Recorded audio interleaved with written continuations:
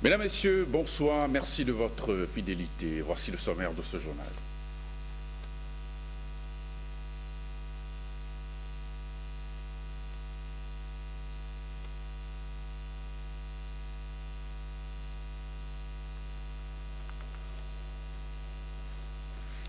Eh bien, quelques difficultés au démarrage de ce journal. Merci de votre fidélité. Le Bénin accroît ses chances de production d'énergie et de gaz à effet de serre. Le projet biomasse électricité a vu le jour ce vendredi. C'est à travers la signature d'un accord du dit projet d'un coût global de plus de 14 milliards de francs CFA. Jérôme Moubo, Patrick Bénon. Le projet biomasse électricité consiste à faire la promotion de l'utilisation d'une importante quantité de déchets de biomasse issus des activités agricoles pour la production de l'électricité. Une alternative durable pour diversifier les sources d'énergie. Ce projet vise à réduire les émissions de gaz à effet de serre en créant un environnement juridique, réglementaire et commercial favorable et en renforçant les capacités institutionnelles, administratives et techniques pour promouvoir la production d'électricité par gazification des résidus de récolte non utilisés et la mise en place des mécanismes directs de soutien financier. Selon les statistiques, sur environ 8 millions de tonnes de résidus agricoles disponibles chaque année, seuls 55% sont utilisés dans les milieux ruraux, laissant environ près de 3,5 millions de tonnes en putréfaction dans les champs. Ce projet biomasse électricité vient à point nommé pour contribuer à la valorisation de la biomasse énergie en vue de pallier les déficits énergétiques, mais également valoriser ce qu'on a dans notre pays. Selon le ministre d'État Biotiané, ce projet traduit la volonté du gouvernement à travers le PAG de répondre aux attentes des Béninois. Le projet de promotion de la production durable de la biomasse électricité au Bénin cadre donc avec la stratégie de développement du secteur de l'énergie inscrite dans le programme d'action du gouvernement. Et je voudrais rassurer le PNUD que le gouvernement jouera pleinement sa partition pour atteindre les objectifs que nous poursuivons à travers ce projet.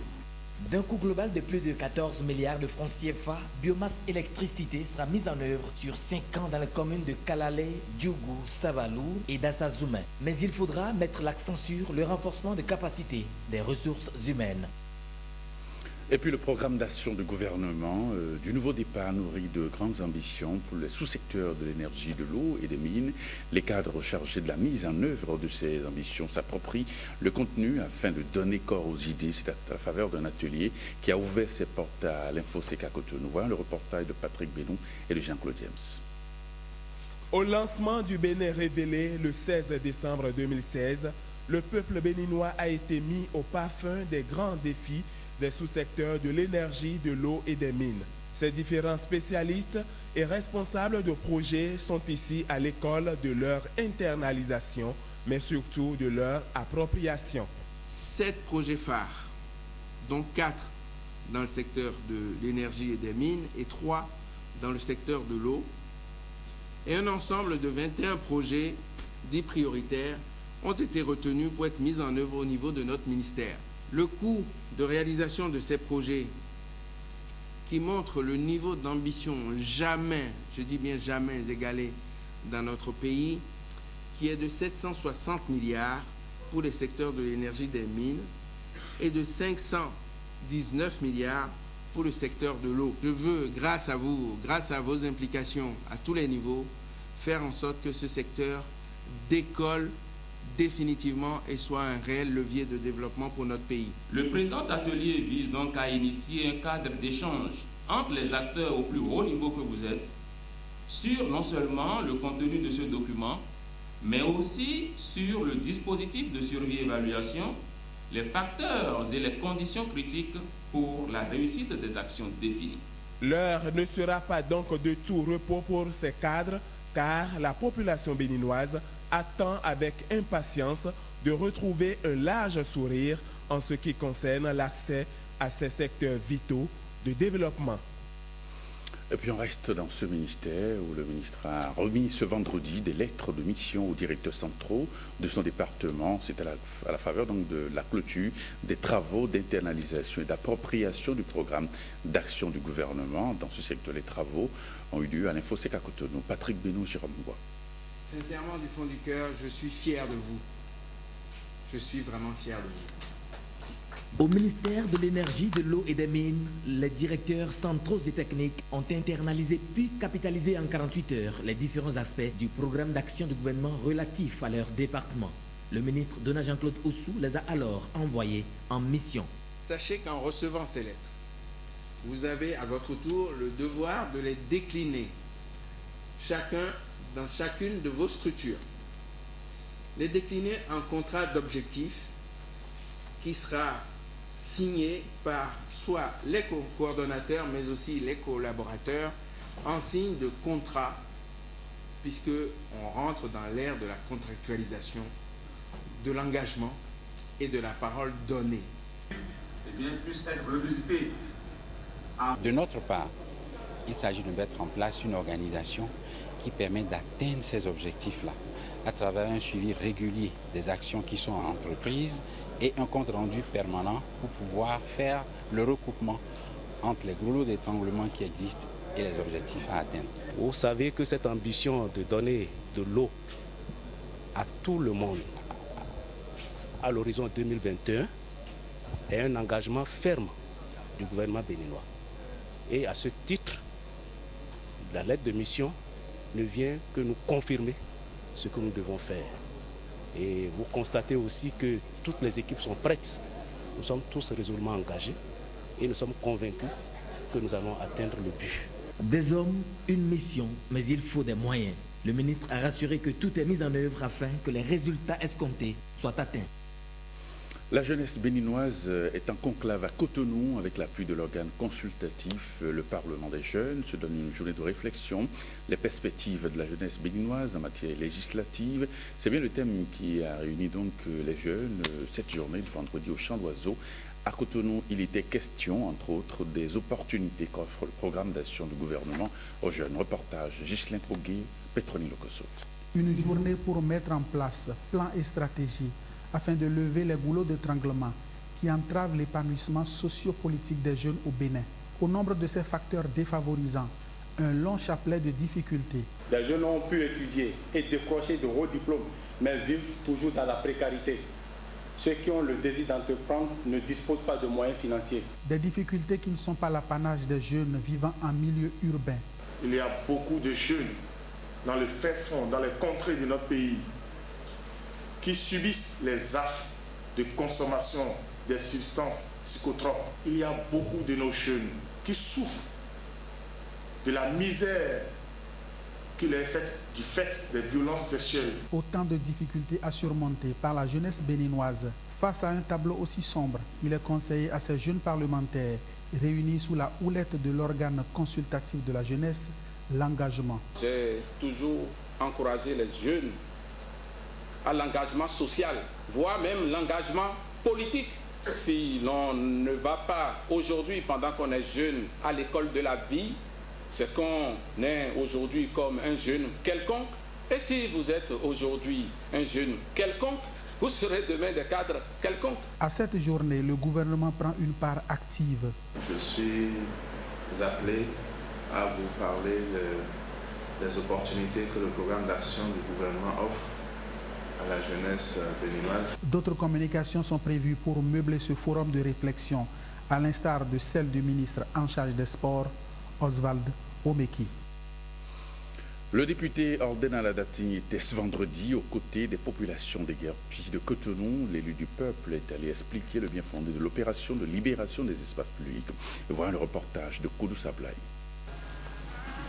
Des accolades entre le parlementaire et l'imam. Pas pour une décoration, mais plutôt pour apaiser les cœurs. L'opération de déguerpissement n'a pas épargné la grande prière du vendredi 20 janvier dernier à Kadiaou. Conséquence, la prière de ce vendredi 27 janvier est délocalisée à la plage. Pour qu'on ne pense pas que nous sommes contre l'autorité et nous sommes contre la décision, vaut mieux qu'on vienne prier ici. C'est pas une contrainte, c'est un choix pour quand même calmer les esprits, parce que le feu qui a brûlé toute la ville vient d'une de bûchettes d'allumettes. Mouza Monari, Min Mustasgari Charali. Le feu qui a brûlé toute la ville vient d'une seule bûchette d'allumettes. Le préfet a dit les prières, c'est dans les lieux de culte. Sur la voie publique, ça va être difficile. Je pense que nous nous entendons là-dessus. Et j'ai écouté l'imam tout à l'heure qui est d'accord là-dessus. C'est la manière qui a été déplorée. Ça va s'améliorer. La visite du député s'est poursuivie dans les autres arrondissements de Cotonou, où cette opération de déguerpissement crée des incompréhensions. Moi-même, je me suis déplacée pour aller demander. Ce n'est pas pour ne pas enlever. Parce que si on casse tout le monde, on va me casser. Mais je dis, je ne sais pas qui.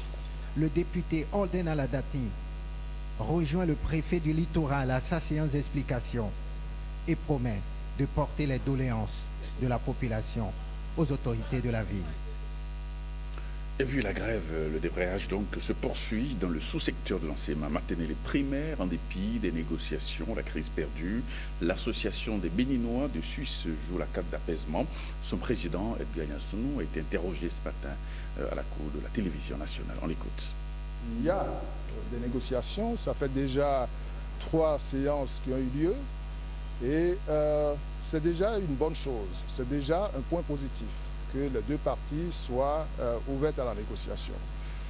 Simplement, ce que l'on peut déplorer, c'est qu'avant même de négocier, les syndicats qui ont pris l'initiative de ce mouvement de grève avaient déjà décidé d'aller en grève.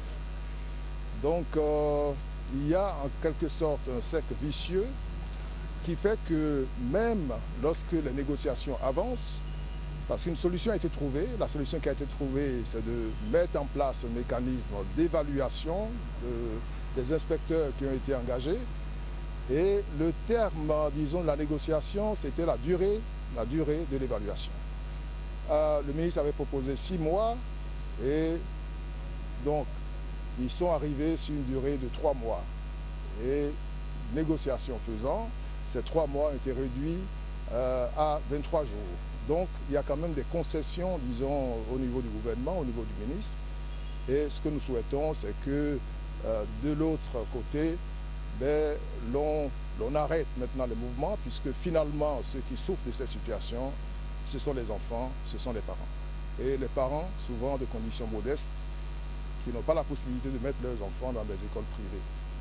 Donc, c'est pour cela que, au nom de la communauté des Béninois de Suisse, et dans le cadre de l'initiative que nous avons prise, l'initiative d'anticiper les crises socio-professionnelles, nous appelons tous les acteurs, et en particulier donc les syndicats, à faire preuve de modération et à arrêter, disons, ce mouvement.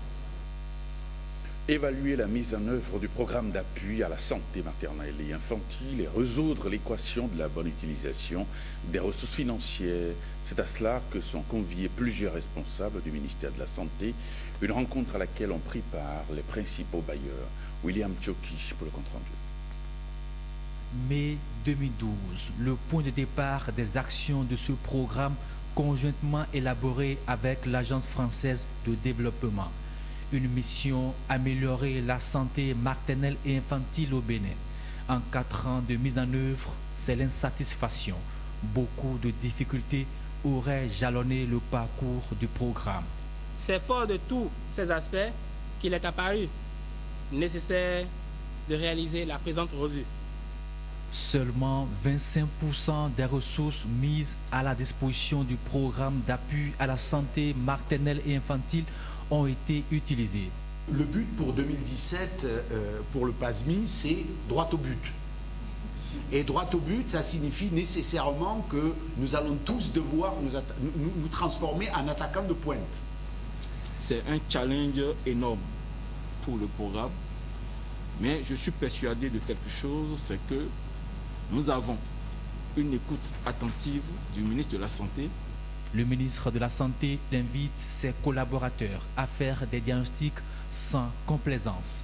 Des efforts restent encore à consentir.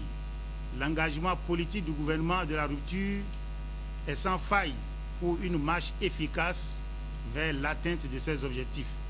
75% de ressources à absorber à moins d'un an de la fin des exercices du programme. Seule la prorogation peut sauver les meubles. Et puis le temple de la nuit profanée de l'association Plume Amazon est désormais dans les rayons de nos librairies. À travers l'ouvrage, ces écrivaines s'engagent dans la lutte contre les violences faites aux femmes. Elles comptent aussi rallier le grand nombre à leur cause. La cérémonie de lancement eut lieu à Blue Zone de Zongo à Cotonou. Ahmed Nonfodi, Ghislaine Nativi. Extirper de l'Afrique les violences faites aux femmes. C'est le cheval de bataille de l'association Plume Amazon, constituée de 6 écrivaines. Elle dénonce à travers les pages de ce livre la méchanceté de certains hommes envers les filles et les femmes. Plume Amazon se donne le combat de conscientiser la jeune génération à travers ses écrits, de parler des problèmes des femmes. Et hommes, femmes, nous les invitons à lire cet ouvrage qui est un outil pédagogique qui va conscientiser la gente masculine sur les douleurs, les souffrances que les femmes endurent lorsqu'ils ne nous accompagnent pas dans la vie. Inspiré du vécu quotidien, l'ouvrage présente des témoignages sidérants. Le gouvernement, à travers le ministère des Affaires sociales, appuie l'initiative. Votre engagement à travers cet écrit, mesdames, répond parfaitement aux préoccupations du gouvernement de contribuer à l'éradication des mauvaises pratiques qui retardent l'évolution de nos communautés et rendent vulnérables les cibles qui constituent pourtant l'espoir de toute une nation. La cérémonie a connu la présence de plusieurs acteurs du monde culturel et éducatif. La grande chancellerie de l'Ordre national du Bénin dispose désormais d'une nouvelle salle de réception. Cette salle a été mise en service hier par la grande chancelière de l'Ordre national du Bénin. Plus de précisions avec Huguette Rondel. La mise en service officielle de la nouvelle salle de réception de la grande chancellerie de l'Ordre national du Bénin a été l'occasion pour la grande chancelière de remettre des brevets de réception à 360 récipiendaires qui avaient été élevés dans divers ordres du Bénin. C'est la première fois que l'institution de mérite et de récompense nationale a procédé à une remise massive de brevets depuis sa création, a rappelé Mme Kouburat Osseni.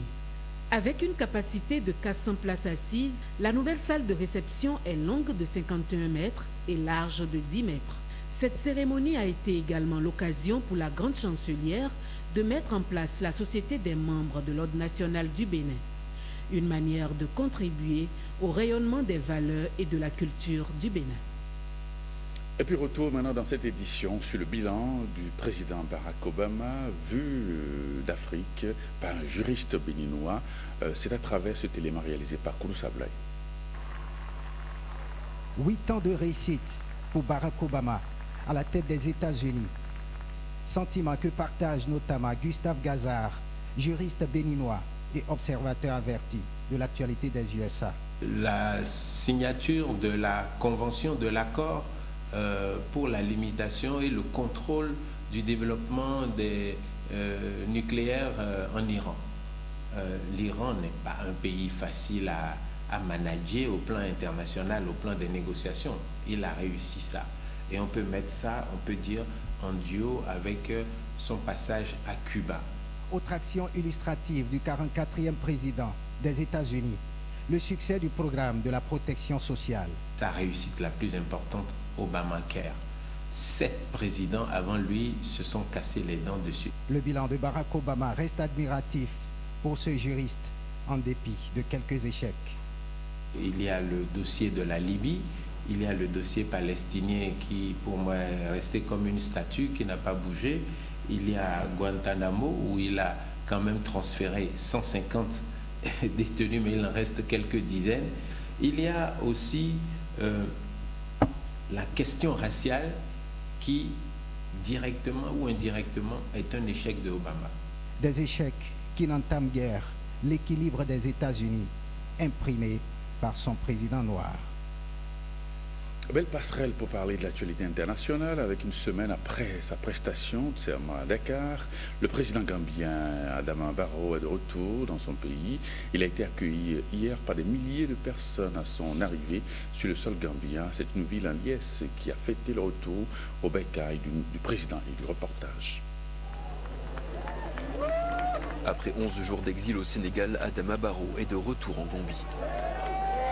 Le nouveau président de la République a été accueilli triomphalement à l'aéroport de la capitale gambienne, Banjul.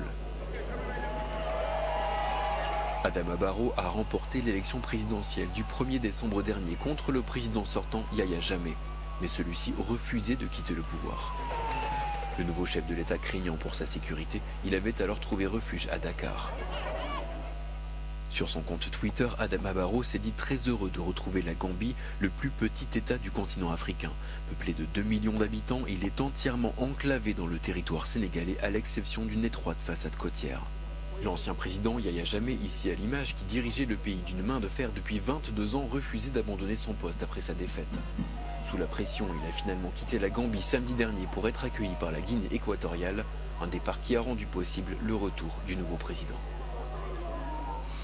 Et puis de retour en Gambie, Adama Barrow doit faire face à de nombreux défis et déjà la population qui lui a quasiment manifesté son soutien attend beaucoup de nouveaux présidents. Reportage. La Gambie tourne la page.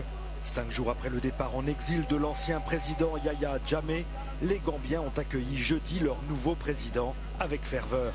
Élu le 1er décembre, Adama Barrow avait dû se réfugier au Sénégal durant 11 jours par crainte d'un coup d'État. Contraint par la communauté internationale, l'ancien président s'est résolu à renoncer au pouvoir au grand soulagement de ses habitants. Nous portons beaucoup d'espoir en Adama Barrow parce que tout ce dont était capable Yahya Jammeh, c'était de tuer son peuple. Il a dilapidé l'argent du pays et terni notre religion. Il a tout détruit. Je connais bien Adama Barrow. Il sera capable de bien diriger le pays. Tout le monde est heureux. Jammeh était un loser et nous l'avons chassé. Les jeunes comme les anciens sont venus saluer hier notre leader et maintenant la Gambie est libre. Durant 22 ans, nous avons connu des temps difficiles, mais maintenant tout le monde est libre et l'économie va pouvoir bientôt redécoller. Mais la situation n'est pas encore stabilisée en Gambie. Lundi, le nouveau président a demandé à la communauté économique des États d'Afrique de l'Ouest, la CEDEAO, de maintenir sa présence militaire durant 6 mois. Mais vendredi, la CEDEAO a annoncé un désengagement progressif. Eh bien, ce journal va progressivement se refermer. Merci de l'avoir suivi. Et tout à l'heure à 22h, vous pourrez suivre en nouvelle diffusion votre émission 3D qui va porter sur le revêtement dans la fonction publique et la possibilité de l'audit qui est annoncé par le gouvernement. Et puis à 23h, vous aurez dans ce studio Jérôme Mbo pour le JT Soir. Merci et bonne soirée chez vous.